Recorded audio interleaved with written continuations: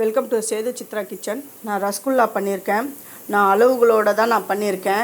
எந்த அளவு பன்னீர் நான் எடுத்திருக்கேன் அதெல்லாம் உங்களுக்கு நாளந்தே காட்டுறேன். அதுக்கு 1 லிட்டர் பால் எடுத்திருக்கேன். க்ரீன் மேஜிக் பால் தான் எடுத்திருக்கேன். இதை உடச்சி நான் ஒரு கிண்ணத்தில் நான் சேர்க்குறேன். இதை கட் பண்ணி நான் சேர்க்குறேன். பாருங்கள், இந்த வீடியோவை ஃபஸ்ட்டு பார்க்குறவங்க சப்ஸ்கிரைப் பண்ணலைன்னா சப்ஸ்கிரைப் பண்ணுங்கள். ஆல் என்ற ஆப்ஷனை தொடுங்க. அப்போ தான் நான் போடுற ஒரு வீடியோவுடைய நோட்டிஃபிகேஷனும் உங்களுக்கு காட்டும். பர்ஃபெக்டாக இந்த ரசகுல்லா எப்படி பண்ணுறது அப்படின்ற வீடியோ தான் இது.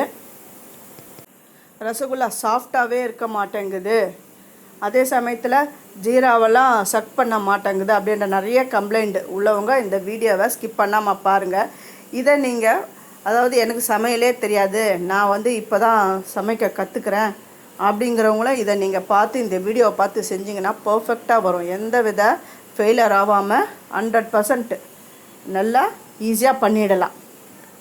இப்போ 2 பேக்கெட்டையும் இப்போ நான் உடச்சி விடுறேன். ரசகுல்லா இல்லாமல் வீட்டிலே பன்னீர் திரிக்கிறவங்க கூட இதை பார்த்து பன்னீர் கூட நம்ம வீட்டிலே பண்ணிக்கலாம். கடையில் ஒரு 200 கிராம் பன்னீர் வாங்க போனால் அது என்ன ரேட் ஆகும் அப்படின்றது நீங்களே சூஸ் பண்ணிக்கோங்க. இப்போ அடுப்பை ஆன் பண்ணிவிட்டு பால் அடுப்பில் வைக்கிறேன். இது வச்ச உடனே கரண்டி விட்டு கலந்துக்கிட்டே தான் இருக்கணும், அதை விடக்கூடாது. இன்னும் ரொம்ப நேரம் கலரணுமானா அதெல்லாம் தேவையில்லை. அந்த பால் கொதி வர வரையும் கலந்து விட்டால் போதும், கைவிடக்கூடாது. அது பாட்டு கலந்துகிட்டே இருக்கணும். பால் கொதி வர டைம் இருந்தாலுமே போதும். இப்போ பாருங்கள், பால் கொதி வருது. அடுப்பை நான் இப்போ ஆஃப் பண்ணிடுறேன். ஆஃப் பண்ணிவிட்டு ஒரு சொம்பு தண்ணியை அந்த பாலில் விடணும்.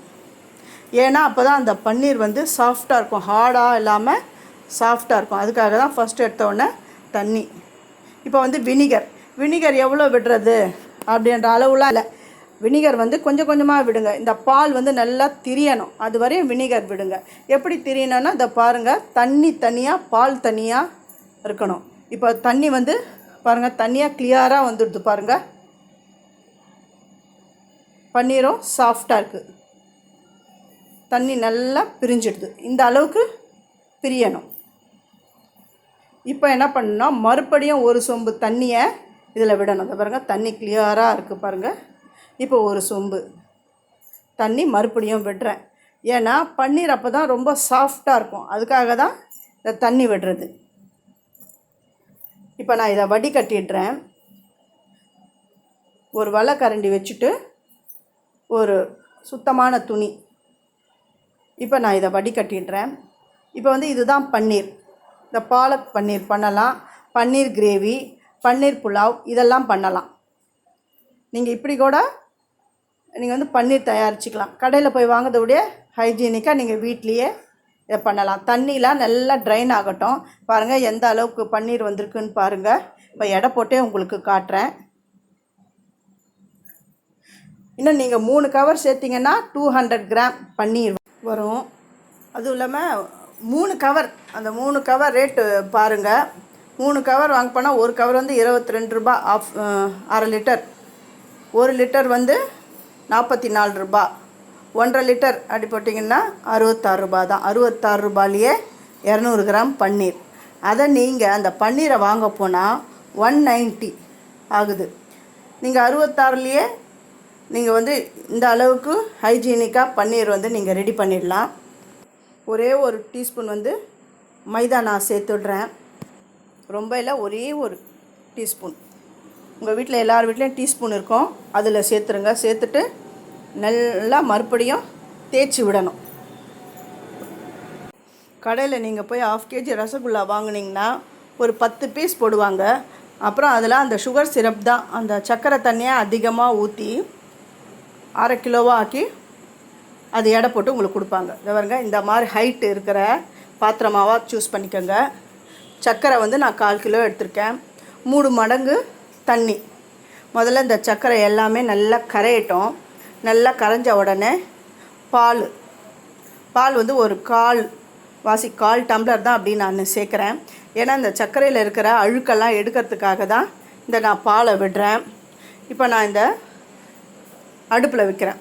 அடுப்பு ஃப்ளேம் ஜாஸ்தியாக தான் இருக்கணும். நல்லா இது கொதி வரட்டும், அதுவரை கலந்து விடாதீங்க. இப்போ ரசகுல்லாவை உருட்ட ஆரம்பிக்கலாம்.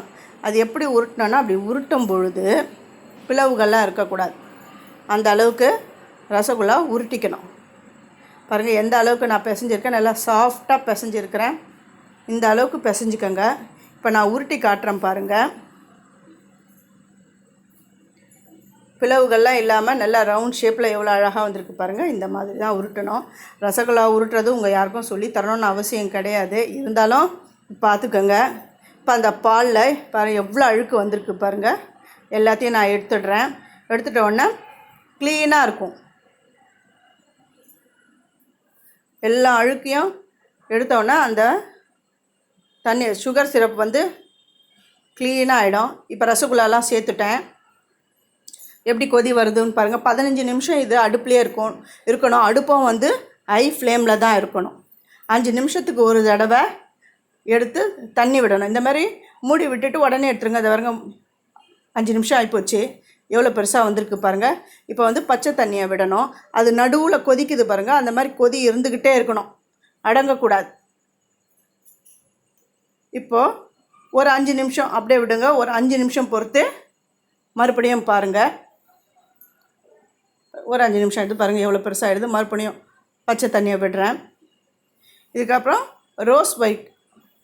ரோஸ் எசன்ஸ் சேர்க்குறேன். நீங்கள் வந்து ஏலக்காய் இருந்தாலும் ஏலக்காய் சேர்த்துக்கோங்க. கடை ஃப்ளேவரில் வரணுன்றதுனால தான் நான் ரோஸ் எசன்ஸ் சேர்க்குறேன். எவ்வளோ பெருசாக வந்துடுச்சு பாருங்கள். இப்போது 15 நிமிஷம் ஆகிடுது. இது 3வது 5 நிமிஷம். ஆஃப் பண்ணிடுறேன் ஸ்டவ்வை. இதை வந்து அப்படியே மூடி போட்டு 5 நிமிஷம் வச்சுடுங்க. 5 நிமிஷம் 5 ஹவர் நல்லா சில்லுன்னு ஆறட்டும். இப்போ எடுத்துடுறேன் பாருங்கள். இப்போ நான் அது பாருங்கள் எப்படி சுகர் சிரப்பு எல்லாம் பாருங்கள் அழுத்தி காட்டுறேன். சுகர் சிரப்பு எவ்வளோ சக் பண்ணியிருக்கு பாருங்கள். இது பிச்சு காட்டுறேன். எவ்வளோ பஞ்சு மாதிரி சாஃப்டாக வந்திருக்கு. எவ்வளோ ஸ்மூத்தாகவும் இருக்கும். இதை அப்படியே ஸ்குவாஷ் பண்ணியும் காட்டுறேன் பாருங்கள்.